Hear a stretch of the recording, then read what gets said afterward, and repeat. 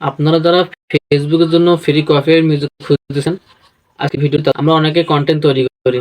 তো কন্টেন্ট তৈরি করার জন্য আমরা অনেকে ফ্রি কপিরাইট মিউজিক ব্যবহার করি।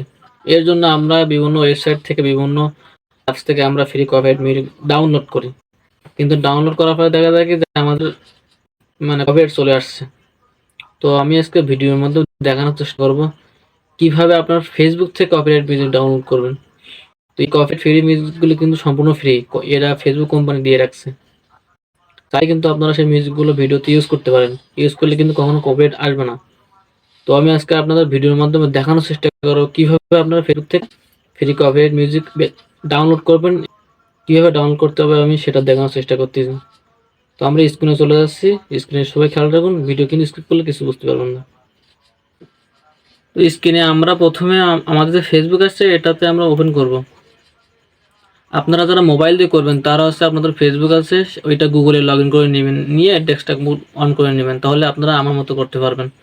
তো আমি আমার স্ক্রিন দেখেন, এখান থেকে আমার যে নাম আছে নামের উপর ক্লিক করতেছি।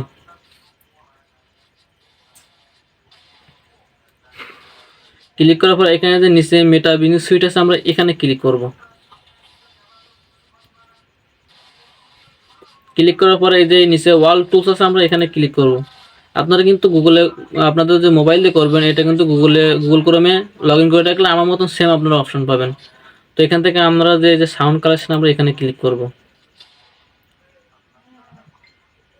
ক্লিক করার পরে দেখেন আমাদের কিন্তু এখানে কিন্তু অসংখ্য ফ্রি কপিরাইট মিউজিক আছে। এটা কিন্তু সম্পূর্ণ ফেসবুকের দেওয়া। এটা কিন্তু ইউজ করলে আপনারা ভিডিওতে কখনো কপিরাইট আসবে না।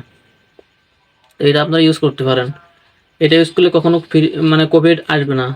এখান থেকে যদি আপনারা এই যে মিউজিকগুলো আছে এগুলো যদি আপনারা ভিডিওতে ব্যবহার করেন তাহলে কখনো কপিরাইট আসবে না। তো দেখেন আমি একটা আছে ওপেন করে শোনাচ্ছি।